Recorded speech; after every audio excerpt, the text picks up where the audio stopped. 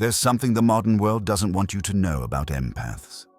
While everyone celebrates your sensitivity as a spiritual gift, Carl Jung discovered a darker truth, one that could explain why your empathy feels more like a curse than a blessing. What if I told you that every time you absorb someone else's emotions, you're not just helping them, you're being psychologically invaded? What if your gift of feeling deeply is actually a form of unconscious possession, where foreign emotions colonize your psyche and you mistake them for your own? Jung spent decades studying sensitive people who were drowning in feelings that didn't belong to them. People who couldn't tell where they ended and others began. People who were so open to the emotional world around them that they had become vessels for everyone else's unprocessed pain. And he discovered something that will shock you. Empathy without consciousness isn't compassion. It's contamination. And if you're an empath who feels overwhelmed, exhausted, or lost in other people's emotions, then you need to hear Jung's warning before it's too late. Most people think empathy is simple. You feel what others feel. You're naturally compassionate. You're more spiritually evolved. But Jung saw something darker beneath this beautiful narrative. He called it participation mystique, the unconscious merger between yourself and another person. And when this happens, you don't just feel their emotions. You become infected by their psychological material, their unprocessed anger, their buried shame, their ancestral trauma. All of it pours into you like water into a broken vessel. Think about the nurse who can't sleep because she's replaying the faces of her patients, feeling their pain as if it were her own. She believes this makes her a better healer. But what Jung would have recognized immediately is that she has lost the boundary between self and other. She isn't healing anyone. She's drowning in their unprocessed suffering. Jung observed this pattern repeatedly in his practice. Sensitive people who believed they were helping others were actually being colonized by foreign psychological material. They would absorb the depression of their friends, the anxiety of their family members, the rage of their partners, and because they had no framework for understanding this, they believed all these emotions were their own. This is what Jung meant when he said that empathy without consciousness becomes a form of psychological contamination. You're not just feeling someone else's pain, you're housing it. You're giving it a place to live inside your psyche. And unless you understand this mechanism, unless you learn to recognize what belongs to you and what doesn't, you'll spend your life as a storage unit for other people's emotional baggage. The modern empathy movement tells us this is beautiful. Jung would have called it dangerous. Because when you lose the boundary between self and other, you don't just lose your emotional stability, you lose your soul. There's an archetype that Jung identified that explains why empaths are drawn to broken people like moths to flame. He called it the wounded healer, represented in mythology by Chiron, the centaur who could heal others but never himself. This archetype lives in the unconscious of every empath. It whispers that your worth comes from your ability to fix, to soothe, to carry the pain of others. And it's incredibly seductive because it makes suffering feel meaningful. If you're in pain because you're helping someone else, then at least your pain has purpose. But Jung recognized that this pattern is actually a form of psychological addiction. The wounded healer doesn't seek out broken people to help them. They seek them out to feel valuable, to feel needed, to avoid the terrifying prospect of being alone with themselves. Consider the man who has been married 3 times. Each wife has been deeply troubled. Addiction, depression, childhood trauma. He spends years trying to heal them, exhausting himself in the process. When asked why he's drawn to wounded women, he says he feels called to help them. But when we look deeper, we find something else. This man's mother had been severely depressed throughout his childhood. He had learned that the only way to receive love was to be her emotional caretaker. So, as an adult, he unconsciously sought out women who needed him in the same way. He wasn't attracted to health. He was attracted to the familiar dynamic of being indispensable to someone who was falling apart. This is the shadow side of the wounded healer. It's not really about helping others. It's about creating a relationship dynamic where you're too valuable to be abandoned, where your worth is guaranteed by someone else's need. Jung saw this pattern everywhere. Therapists who couldn't maintain boundaries with their clients, ministers who were addicted to being confessors, teachers who became obsessed with their most troubled students, all of them believing they were following a higher calling when actually they were being driven by an unconscious complex. The wounded healer complex is so powerful because it disguises itself as virtue. It makes you feel noble for sacrificing yourself. It makes you feel chosen for your ability to endure suffering. But Jung understood that this is how the psyche tricks us. It wraps our deepest wounds in spiritual clothing and convinces us that our dysfunction is actually our destiny. Jung discovered that human beings unconsciously project parts of themselves onto others. The qualities we can't accept in ourselves, our anger, our neediness, our darkness, we split off and see in other people instead. And empaths, because of their psychological porosity, become the perfect screens for these projections. Think about it this way. When someone feels guilty about their anger, they can't consciously own it. So they unconsciously project it onto the most sensitive person in their vicinity. The empath, being naturally receptive, picks up this projected anger and begins to feel irritable, hostile, even violent, not realizing they're carrying someone else's disowned shadow. This is why empaths often find themselves in relationships with narcissists. Not because opposites attract, but because narcissists need someone to carry their rejected emotional material.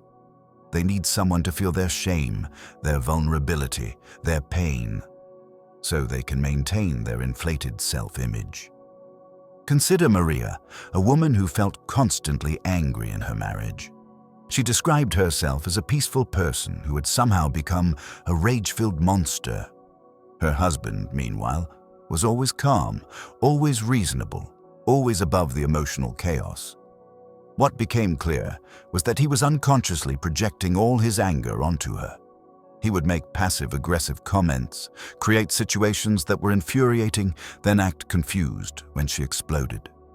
Maria wasn't becoming angry. She was becoming the container for his disowned anger. And because she was an empath, she absorbed it so completely that she believed it was her own. Jung called this carrying the shadow for another person. And it's one of the most common patterns in the lives of unconscious empaths. They become repositories for everything others can't face about themselves. The sadness, the fear, the rage, the shame, all of it gets deposited in the empath's psyche like toxic waste. The tragedy is that empaths often mistake this for intimacy. They think that carrying someone's emotional pain means they're close to them. But Jung would have said this isn't closeness, it's contamination. Real intimacy requires two whole people meeting each other, not one person dissolving into the other's unprocessed material.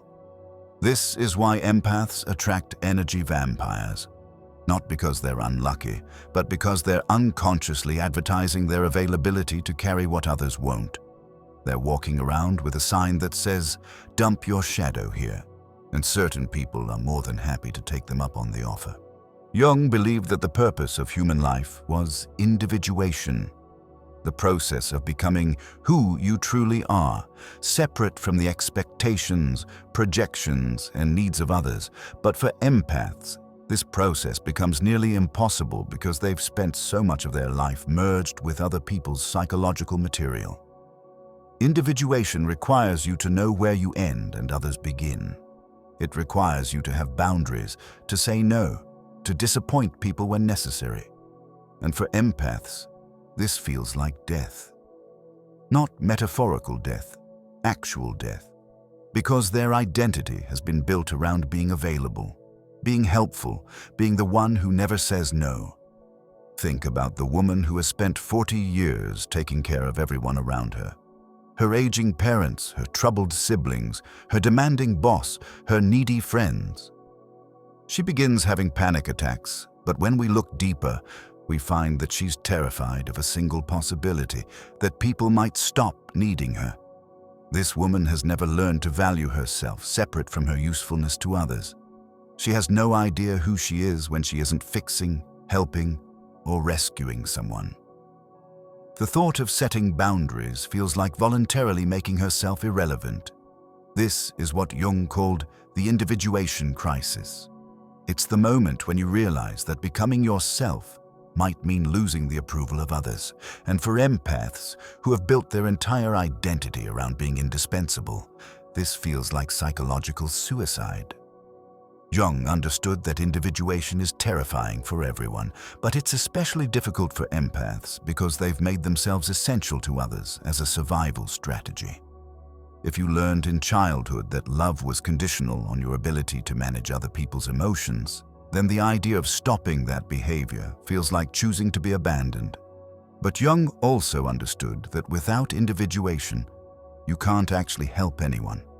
You can't give what you don't have. You can't offer genuine compassion if you don't know who you are. You can't heal others if you're drowning in their unprocessed material. The individuation crisis for empaths is this: you have to choose between being liked and being real, between being needed and being whole, between carrying others and carrying yourself. And Jung would have said that until you make this choice, you're not living your own life. You're living as a function in other people's psychological dramas. If you're finding value in what we're exploring here, I'd love to have you join our community of people who are committed to this deeper work. Consider subscribing if this resonates with you.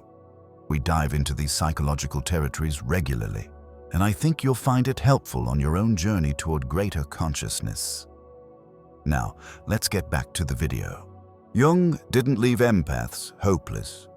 He understood that sensitivity, when conscious, could become one of the most powerful tools for psychological and spiritual development. But it required what he called initiation, the process of transforming from an unconscious vessel into a conscious witness. The initiated empath has learned the difference between feeling with someone and feeling for them. They can sense another person's emotional state without absorbing it. They can offer presence without losing themselves. They can witness suffering without becoming it. This transformation doesn't happen through techniques or affirmations. It happens through what Jung called shadow work, the process of reclaiming the parts of yourself that you've projected onto others and recognizing the parts of others that you've been carrying. Consider the therapist who was burning out. He was carrying the trauma of every client he worked with, going home exhausted and overwhelmed. But through understanding Jung's work, he learned to recognize when he was absorbing rather than witnessing.